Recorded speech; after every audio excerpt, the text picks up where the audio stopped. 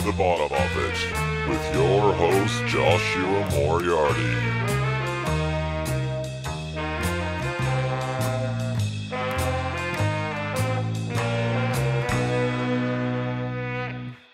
Hey, how we doing? Ladies and gentlemen, how are we? Welcome back to another episode of The Bottom of It. Pleasure to have you. What's news? Back in Melbourne for a few weeks. Was just in LA. Got a handful of All the Colours shows back here in Australia.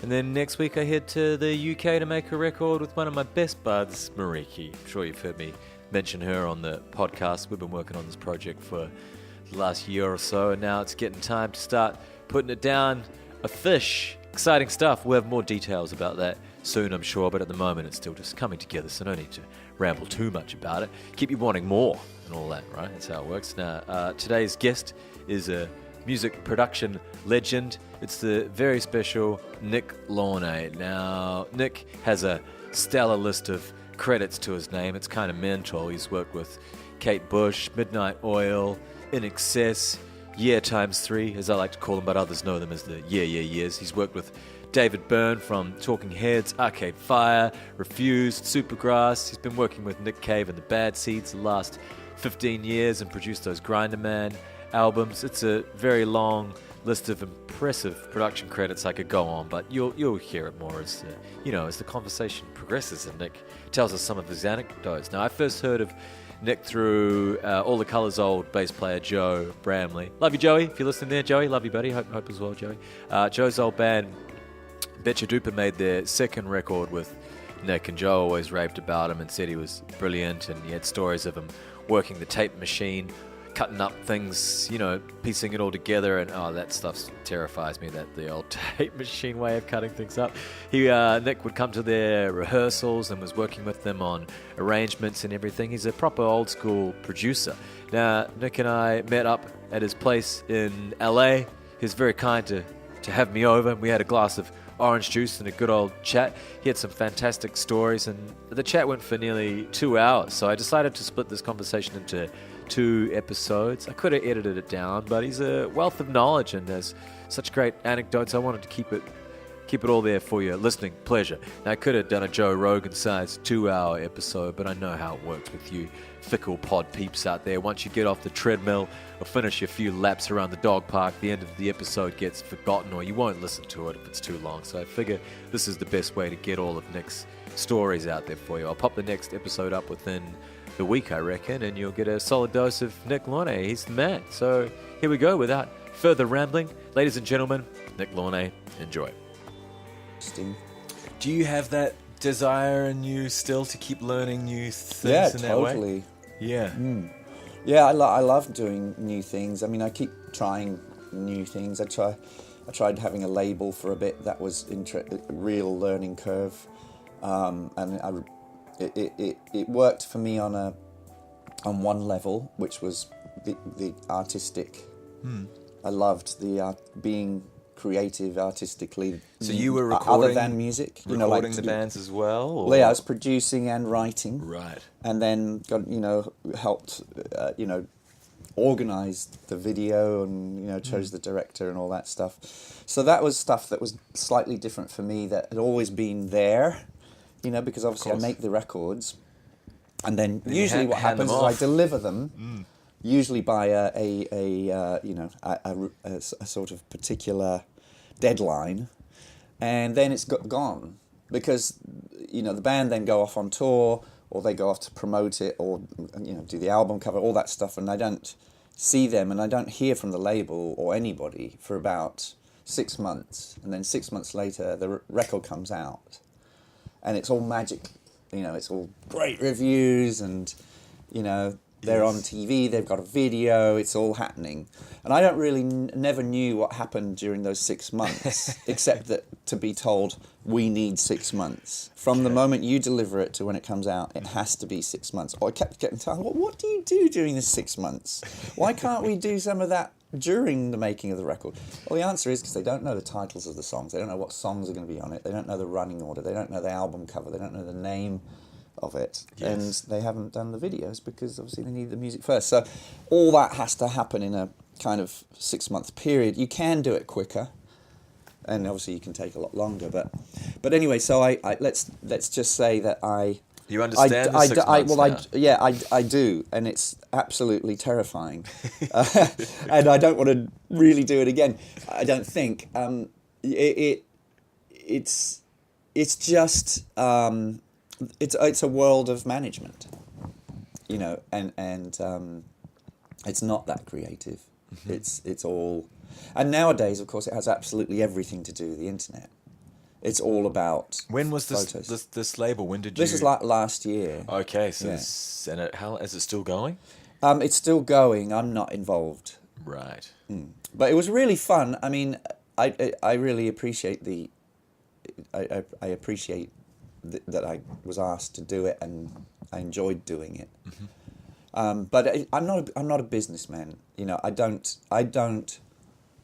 don't organize anything thinking about finances and money. I do everything based on the outcome of the art, Yes. so to speak.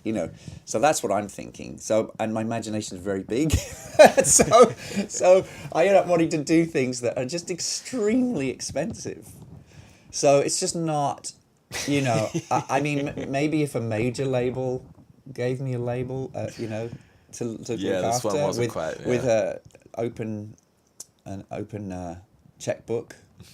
Well, if maybe you're that could listening, work. label, we'll put it out there. Yeah, I just think that really what I learnt is that I'm very much an artistic person. Yes. And that's what I do well, and that's I should just stay in that area. Yeah, sure. And I guess I'm a good organizer in a way that I can organize other people, or I can help organize musicians and their music. Do you have your own project that you've been working on? Is there? I'm working on 5 at the moment. Sure. And yeah. But that's like your baby. Oh, that's I see what you mean. Yeah. Yeah, I do actually. I do yours. have I don't have a name for it. Okay. I've been working quite a long time with my best friend Ming Vors, Okay. who also rents part of my house. Yes. The apartment downstairs. So, and he's just an incredible musician. And it's like my brain and his brain are locked together in our taste in music. You've been close for a while? Yeah, I've known him for like 15 years. It starts to happen a little And bit, we did a film score together. We've done a lot of songs for people. Okay. And basically, we've got lots and lots of music and backing tracks for singers to sing onto. I suppose that's where we're at right now, is that we've got a lot of music. It's electronic. It's mostly electronic. He's an amazing guitar player, so there's guitar and bass, and mostly I do the drum programming and producing and putting it all together. Yeah, of course. And he plays all the instruments. But you don't have a name for it yet. Not really, not one that's worth mentioning, because it will probably come out at some point with a singer on it, and it will have a name, and it won't be it won't be the one that I can mention today. Okay. But we just it's just it's just something that we write on. I write on the files. That's all it is at the moment. That's a good way to test them out. It's just a few different ones when you're emailing them. We had it for a while, and we thought, that's a good name. Then we thought, no, it's not. Yeah, you still got some time to sleep on it. Yeah. Yeah, I mean, it needs, names are important. So, but basically, it's electronic. It's a bit like, musically, it's a bit like Depeche Mode or Massive Attack. Cool. It's in that area can dig it. of music. It's all danceable music. And mostly grooves. Electronic drums. Yeah. Sometimes it's a lot of it actually loops of drum parts. I think it's really cool, but as I've learnt, in order to make it an actual thing that comes out, I mean, I could just put it out, right? I could just put it up on YouTube. I could put it probably definitely. on Spotify, right? I could do that, but to me, it's like it's worthy of doing properly. So I prefer to find the perfect singer or singers, and actually get it out there properly with videos and all the rest that it needs, because I think it's possible. Is this your first sort of foray into something that's very much yours and project-wise like that? In a way, I mean, I've never had a craving to go on stage at all. Sure. At all. And I don't play any instruments. So I have, if you go back to the, let's say, 80s, I did a lot of 12-inch remixes because that was the trend at the time, that every time a single came out, in England especially, there would be a 12-inch remix with it that was usually a more danceable version of the extended rock mega song. mix and all that. Those things so are I great. did that for a lot of bands, including INXS. I did most of the INXS 12-inch remixes. Cool. Right on. And so in that, I was very creative because I would take parts of the song and manipulate them and loop them and put other things in there, and sometimes I'd add instruments and stuff like that. So I suppose that's probably where I've done stuff that people can hear. Is there a compilation of those No, together? there isn't. No. That'd be cool. Yeah. It'd be complicated though. Yeah, I'm sure. But Definitely it's would on a be. legal, because that's the thing, you see. It's like an idea like that is great. I would love that, I would love that. But to legally put that out, I'd have to get in touch with all the different labels, all the different artists, get all the permissions, and it's just like, ugh. I wonder if a bunch of them are already up on Spotify. And then Well, I could compile them and just put them up on YouTube and wait till someone notices and takes it down because it's not legal. Yeah, but you don't want to be the guy responsible for Well, doing it. it just sort of, yeah. I mean, if I had time, I would do things like that. I don't really. I just don't. I can barely keep up with my commitments to the artists I'm working with at the moment, and it's been like that for years now. Where I just don't have You're the any manager time. helping you with all of this, though? Of course, Yeah. But it still doesn't. Still too much. Well, because you keep working like a madman, probably. Yeah, I do. You haven't stopped. I haven't stopped, and I keep going, and I mean, I'm booked until March next year. Whoa. It's non-stop. Okay. There's no holiday booked in. That's how it is. It's crazy, but I have a fun life. I get to hang out with fantastic people. Yes. And I go out And some late amazing at night. places that you get to go Yeah. and go and work out of as well, Yep. obviously. Yeah, I've been going to France a lot recently. There's a lot of really good recording studios there that I love, and I like the French. Many don't, but I quite like them. You're an Englishman. Well, I've got a lot of French blood in me. Okay. So I have an understanding of the French, I think. And What have you been working on out there? Those Nick Cave records, were they I've in done France? I've done three Nick Cave and Bad Seeds records in France Yes. in different studios. Coincidentally, they all began with F. I don't know why, but the first one was a studio in Paris called Fairbear, where we did Abattoir Blues and The Lyre of Orpheus, which is a double.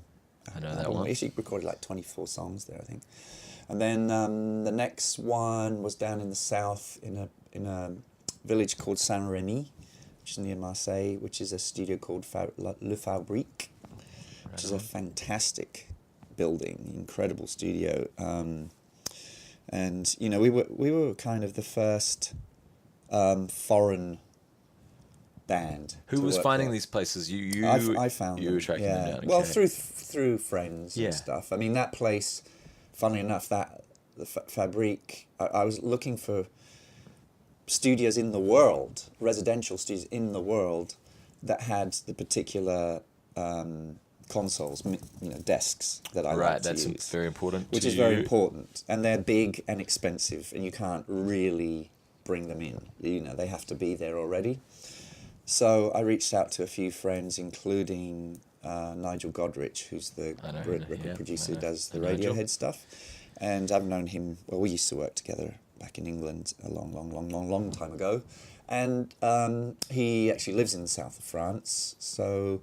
He said, well, there's a studio up the road. I have never worked in it, but it sounds really good. I've heard good things about it. You should check it out. And that was Fabrique. So Trust Nigel. So, and me and him use the same equipment, basically. Okay. Or prefer to use the same kind of API desks and stuff. How much are you sort of willing to bend on that stuff? Is it more so these days you have to not be? at all. I mean, I don't want to bend on that. Not when I'm recording a band. You know, when you're recording 7 musicians all playing at the same time, you've got to be absolutely sure that the equipment is going to help you do that and not hinder you, as a lot of really bad equipment out there. So, and the equipment I use is very common. I mean, you know, there's thousands of API desks around the world. Yeah, sure. It's just that they're mostly built in the 70s.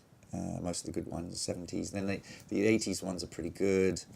So it's just finding studios that have those desks or Neve desks that have good recording rooms. So, you know, suddenly it gets limited. I mean, a lot of the big, fantastic recording studios in England have all been torn down, which is very, very sad. So I don't work in England much anymore. What's happened to them? They just sort of sold everything on because They've they been obviously turned into apartments for rich people. Right.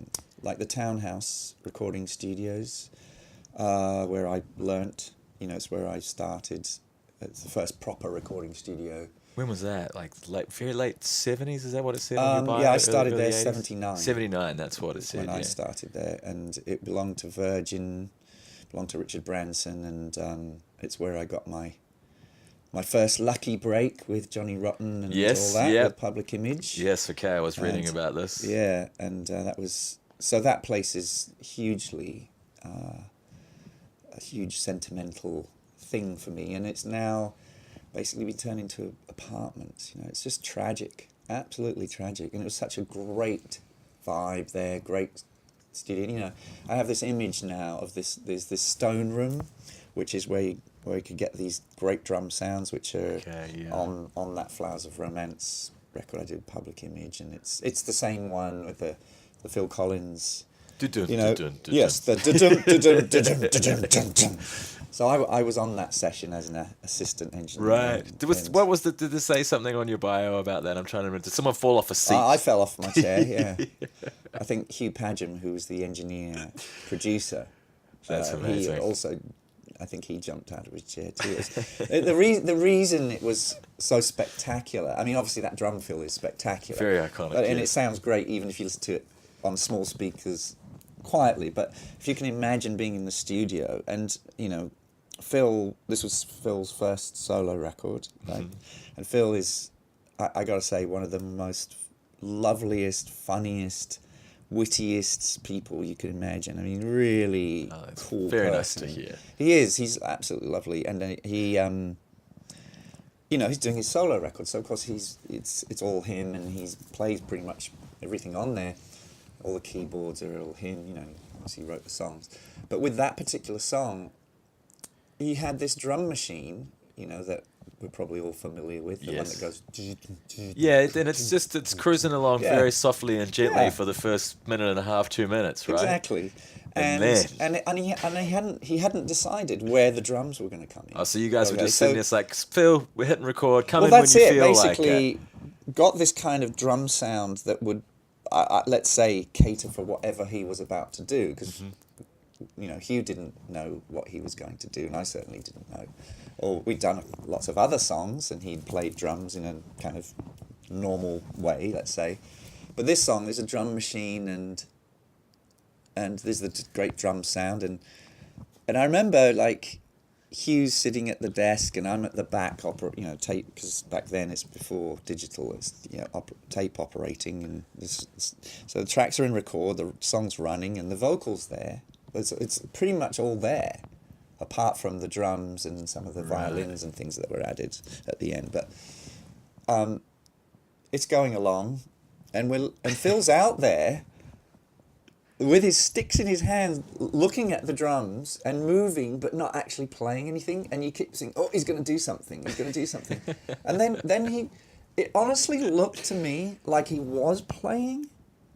You know, like, and Hugh thought the same, so Hugh's like turning up everything, because we're thinking, oh, maybe he's playing some brushes or something quiet, Because we had no idea. No, there was no discussion about. It wasn't like, I'm going to put this massive drum fill, and then I'm going to play the loudest I've ever played, and that wasn't discussed. So it could have been anything. He might have been going, right. So we got the thing up, and we're playing it loud, and then suddenly he does that fill. I mean, that was the first fill that he did. That Phil did.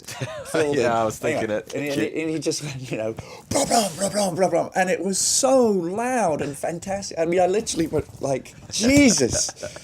And Hugh looked at me and said, fuck, that was amazing. And then he... That's brilliant. That drum beat's really good. Yeah, he's a mean drummer. Oh, he's a mean drummer. Yeah. And so he gets to the end. And we're like, fuck. And, he was like, Phil, you've got to come in and have a listen to this. That was amazing, I think. And Phil said, no, let me have another go. And can you imagine how nerve-wracking that is? Because we're talking analog tape. We can't record another take and keep the one we've got. Okay, so we have so it's just going to go over the top. And he doesn't want to listen. No, but he nailed it. He doesn't want to listen.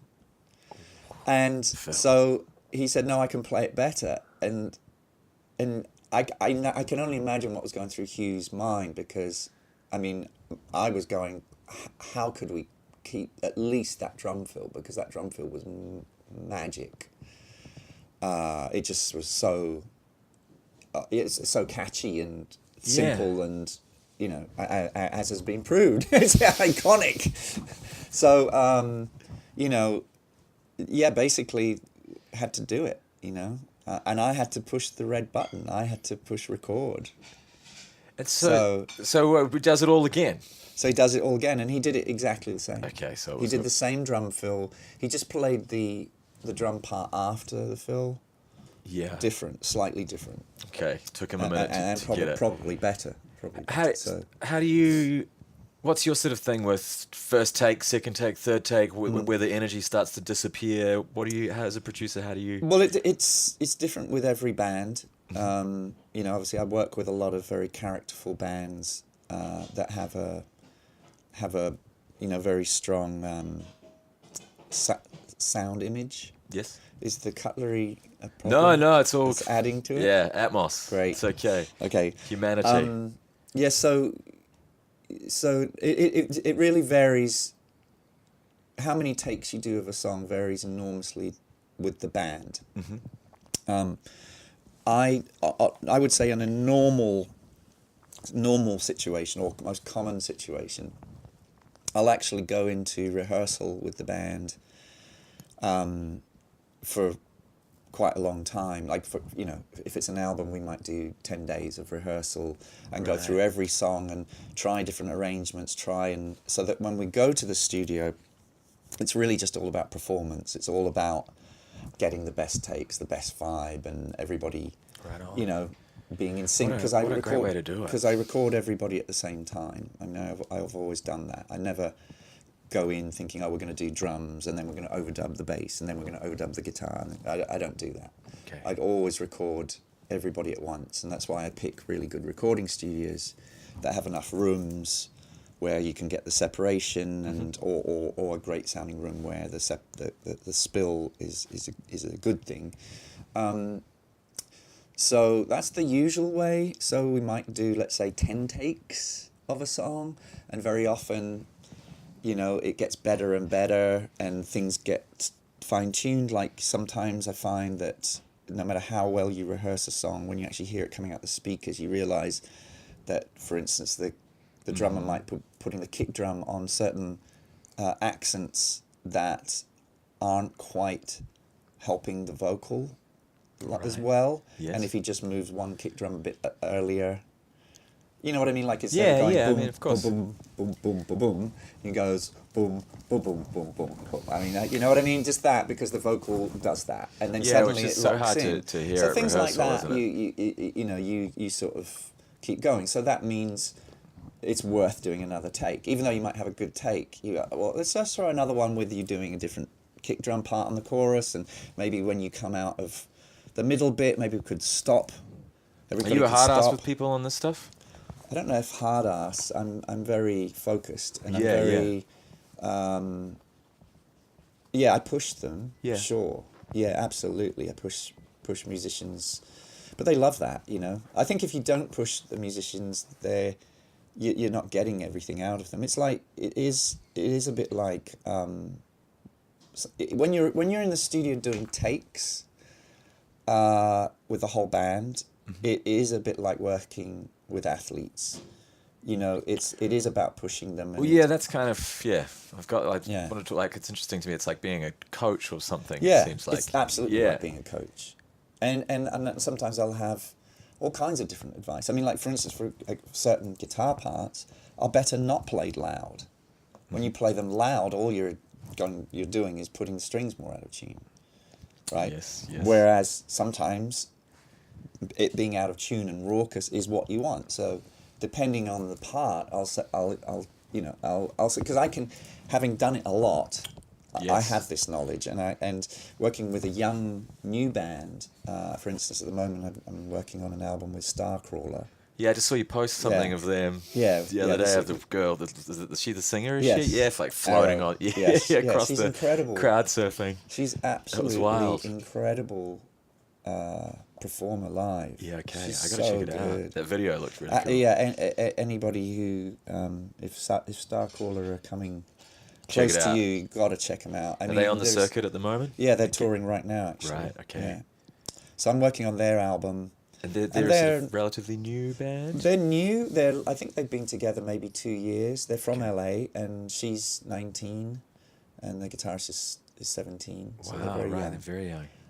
But really, actually, really brilliant in the Mm-hmm. studio. Very easy to work with, and they're very enthusiastic. But that sort of stuff, for instance, you know, obviously I'll have more experience in certain things than they would in record making, so I'll help them with, you know, like maybe sing the song. I mean, with her, she's quite a characterful singer, and it's great when she does the characters. You know, puts on different sounding voices, and she's very animated, and she's very, very animated live. So I wanted to make sure that the record has all that energy that she has live. So we would do a vocal a couple of times, and then I'd say, all right, now do an angry take. Now do a,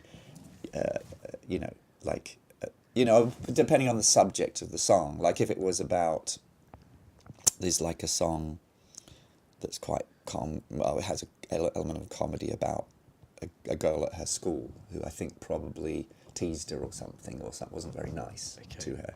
So I said, all right, like do a take where you're really pissed off with her. And now do a take where you just think she's really sad and she's just pathetic. And so do it very kind of on that angle. And then, you know, when you put the vocal together, you've got all these different characters that come through and different attitudes. And, you know, the band is kind of punk rock in its ways, sort of glam punk. Do you try and see the band live before you? Before you absolutely. do this? It's really helpful, actually. Yeah, I imagine it would be. Because sometimes bands do things live that you would never imagine from listening to their records. Yeah.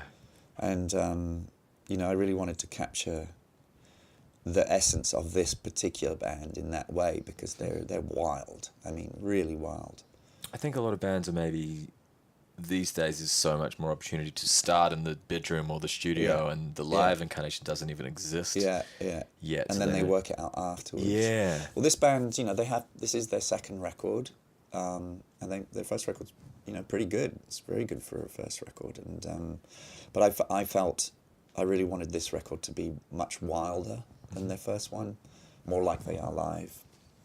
And so going back to what you were asking about takes, for instance, there are some songs on this record where I really wanted to capture them, you know, being wild. So it's like forget about playing it perfectly, just play it as fucking raucous as you can. I mean, we want this to sound like the Stooges. Yeah. And if it's out of tune, that's probably better, you know. So we do that, you know. And then there's other songs which are a bit more danceable, where it's important to keep the tempo pace. So there's no sort of set way for you, really, when No, there's approaching no any set of the way. stuff. It's just always... There's no set way. There's no rules at all. But there are definitely things that, just experiences. Through experience, I've learnt how to get to where we want to go, or to where we want to be quicker by suggesting certain things. Yeah. So I do communicate a lot. I make a big deal of explaining, okay, this song is all about this is why we're doing it, and we need to go in this direction and think about that aspect of the song rather than the perfectionism or whatever. And it really helps, because if you've got 4 people in the room, they're all different types of people. It's like they've all got different things going on in their lives. They've got different things in their mind. They've got all kinds of distractions.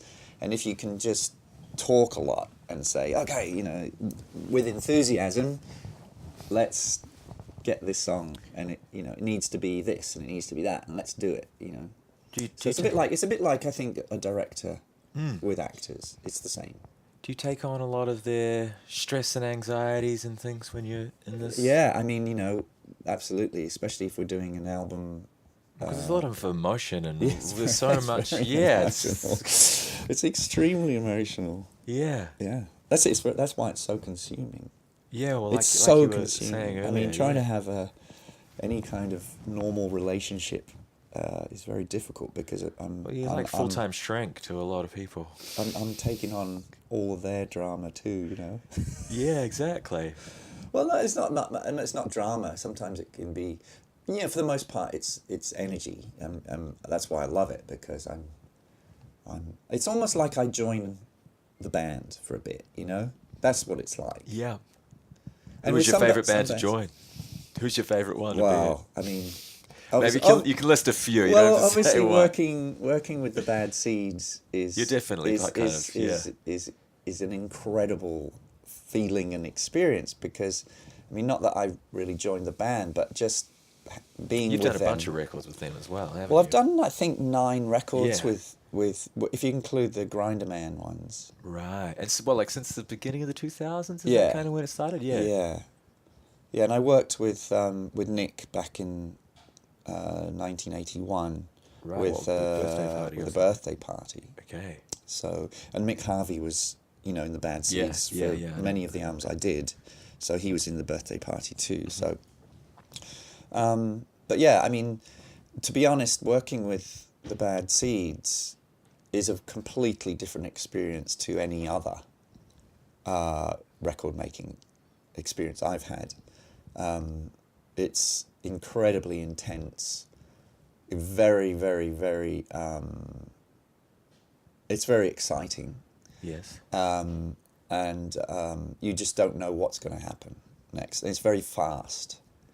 I mean, to give you an example of how fast, if you think about your average album, just, certainly my average would be 2 months of recording and probably a month of mixing, roughly. Yeah. Maybe 3 weeks of mixing, right, for doing 10 songs. That's very average. I've done some albums that have taken 8 months. But Bad Seeds,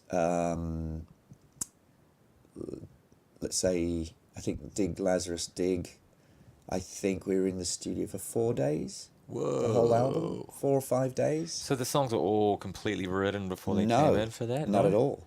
Not at all. This is what's so surprising. Nick has written the lyrics, and he's got extras, and he's got the basic chords of the songs, which are usually worked on piano. That's usually how he's bringing things in. Yeah, but he hasn't. Sometimes there's been no rehearsal. Actually, with Dig Lazarus Dig, there was rehearsals, so that's probably why it was a bit quicker. But Grinder Man, the first Grinder Man record, 3 days I think it took to record, and there was no rehearsals, very little communication even between the musicians until they arrived. I think Nick and Warren had obviously spent a bit of time together writing the songs, but basically came in and it was just on. And I think, we recorded 4 songs a day, and they're raw as fuck. We've got all kinds of bells and whistles going on here, haven't we? So I mean, it's so exciting. Yes. It's so exciting. Those records, all of them were exciting in different ways. Very intense, though. I mean, like real. It's interesting. Stress is an interesting thing because stress can be adrenaline, you know, and I feel like the stress aspect of making records with the Bad Seeds was more adrenaline driven and exciting. It's not like bad stress. It's kind of a exciting thing, and but yeah, usually what would happen is I would actually go to the studio, whichever studio we've ended up choosing, go and set up everything a day or two before the band arrive. Usually the drummer will arrive earliest, or both drummers, there's two drummers, and we'll set everything up, knowing that we don't know what's going to happen. Yeah. So we've got everything set up. We've got a piano, we've got a Rhodes, we've got all kinds of keyboards, we've got guitars, amps, different amps in different rooms. It's lots of different microphones all over the place. Room mics, close mics, lots of equipment. Rent a lot of equipment, a lot of extra equipment always. And then we basically just, everybody's there, and then Nick arrives, and he's usually up pretty early. So by 10 o'clock, which is early for me, he walks into the studio, goes straight to the piano, and goes, "Okay, this song goes like this," starts playing, and it's got this other bit that goes something like that. Anyway, I don't know where it is. Are you ready? And you're in record, and the band all sit down and never heard the song before, and they just start. They just start playing along, and the thing that's so I suppose clever about the whole thing with Nick and the Bad Seeds is that he has basically surrounded himself very deliberately with people, musicians who have the same aesthetic as him, more or less, and they have great taste, and they all have character of how they play and what they play, and so although I don't think this was necessarily thought through in this way, because it sounds very worked out, and I think it's more a combination of meeting people and working, and then it evolves into this collection of people. Yeah. And then basically, it gives him the luxury, let's say, of being able to just walk into the room and play what he's got, and then pick up on it very, very quickly. I mean, so he's very fortunate in that way, but it's by design. You know? Is he into that earlier take thing where it's a little rougher, or it depends on the song? You know how it works is, I'll just give you an example. Yeah, please. The first take is shambolic in a beautiful way, in that everybody's trying to work out what the hell they're doing, and people are playing wrong notes and chords and trying to work out this. But the guiding the guiding light in this dark forest that we go into is Nick's voice. Everything revolves around his voice. So when he sings louder, everybody gets louder. When he's angrier, then people get angrier. When he's being more, soft-spoken and beautiful in his melody, then people... So it's this strange thing where everybody's following the vocal. And so the first take is, as I said, sort of a learning thing. Second take, people are really getting it, and there's parts of that take that will be phenomenal. You're making notes of all of this as well? I'm making notes, Mm-hmm. and they're all out there. I'm the only one hearing it coming through the speakers, me and the assistant. And I'm making notes, and I'm also adjusting the sounds, because this is the other thing, is I don't know what they're going to play. I don't know how loud they're going to play, so I'm adjusting the note. So the first take is not only shambolic in its musical performance, it's shambolic sonically, because I'm suddenly like, oh my God, the drums are really quiet, so I've got to turn everything up. you know, or vice versa, you know, it could be the Yeah, opposite. yeah. But there's all that going on. And also, everybody's complaining about their headphone mix because, of course, it doesn't sound right because we haven't heard what it's going to be. Yes. So it's like, you know, Cave is sort of shouting at me, like, you know, and he has different names for me, but my name's not Nick when I work with him because he's Nick, and so my usual nickname is Mower, because of Launay, lawnmower, mower. So he'll go, "Hey Mower, you know, I can't fucking hear the piano," or whatever. You know, it's all like everything is shouted at you, which becomes very endearing. I have to say, after a while, you sort of like if you're not shouted at, you know you're not loved. You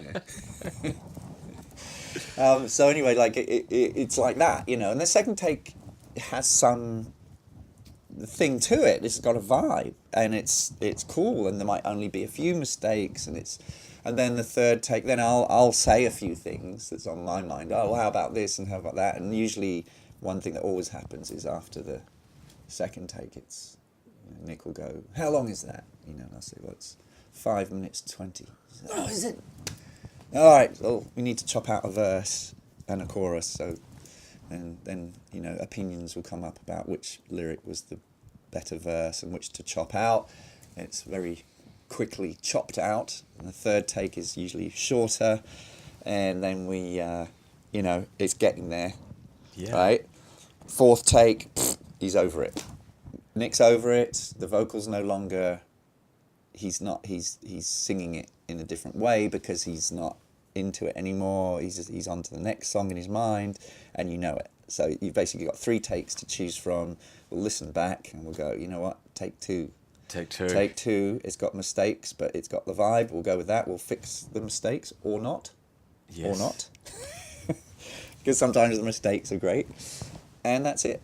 Yeah, I feel like so that's how you do an album in 4 days. So because you just, it's all go. And you won't come back to the song a few days later or something and then do another fresh bunch usually? Sometimes. Okay. Sometimes, usually after about, you know, after we've got like 8 songs, the third day, we'll come in and listen to what we've got and decide that, you know, to approach one of the songs a completely different way.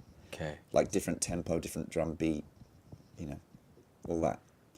And so that's how those records are sort of generally how those records are made.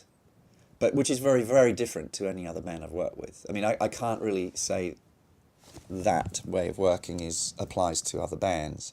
Yeah. I mean, another band I work with in a similar way, I suppose, is the Yeah Yeah Yeahs, who I love. See that. Right? Yes. They also write in the studio. Some, you know, they have some demos and some songs, and then we work on them and elaborate on them. But a lot of the songs are kind of, you know, written in the studio. Yeah. Literally. I mean, like, Nick Zinner will come up with some guitar riff, or he'll come up with a loop that they'll play to, and Karen will get inspired by it and write lyrics on the spot and go out, and it's amazing. I mean, with them, you know, honestly, sometimes I spend, you know, many weeks, you know, in the studio, and a lot of it is spent not doing a lot, you know, like waiting for the magic moment, and things go round and round in circles a bit, which is not unusual, you know. That's part of record making. But then you'll have a 4-hour period where a whole song is written from zero to, you know, fantastic, and in 4 hours. And you go and it will be one of their hits, you know. It'll be one of their best songs. You're good with that sort of understanding that waiting period there and the sort of calm before the thing. I'm a very patient man. Yeah. I'm a very patient man. Yeah. I mean, I try, you know, I try to help the process by being enthusiastic, which I am. I mean, I'm really into it, you know. I love music, and I'm very enthusiastic about pretty much everything in life. I love life, and I love things. So I'm there when things get a little bit kind of somber, and, you know, we're not creating much. I'd sort of will come up with something that's completely out of the box for people to do. That I guess it's a form of manipulation. Can you give me an example of what some of those tricks are that you have to? Well, I mean, Because there's the Eno thing with the cards or whatever. yeah, I suppose it's that kind of stuff. Yeah. It is that kind of stuff sometimes. Sometimes it will be like, moving the instruments around and changing the lighting and trying a new guitar pedal and on something, and it suddenly develops into something, a part. I mean, or it could be sometimes late at night. I mean, I'm trying to think of funny stories to tell you because some of it would be quite boring. But like, I do remember that we were me and the Yeah were in this fantastic recording studio out near El Paso called Sonic Ranch, which is out in the middle of a massive pecan orchard, and we're just booked in there for weeks and got a few songs, but anyway, we got a delivery from their friend Marilyn Manson, who shares the same manager, of a crate of absinthe. Mm-hmm. Bottles of like. He's an aficionado, isn't he? Yeah, well, he has. I don't know if he still has it, but he had his own, label of absinthe. That's right. It was called Mansynth. Great, actually. I mean, one of his paintings is on the label. It's really cool looking. Yeah, I like it. So we thought, well, we've got to try some. Of course. So you can imagine the four of us all. None of us are drinkers. None of us. I mean, at all. Right. So we're all sipping on this absinthe and going, it's not doing anything. Like, what aren't we supposed to experience something? And then it's like 2 hours later, it's like all chaos is broken loose and we're recording everything and, a great song came out of it. Wow. So you just don't know. Thanks, Marilyn. Yeah. Yes. Thank you, Mr. Manson. Hey, how about that? That Phil Collins drum story is pretty awesome. I love it. Nick has been there for so many amazing musical moments. What an inspiring guy. Now check out part 2 of our conversation for more sweet stories and words of wisdom. That's enough for today. I'm going to sign off and we'll be back all of us, be back very shortly for episode 42, which is part 2 of my conversation with Nick Launay. Until then, ladies and gents, take care. See you shortly.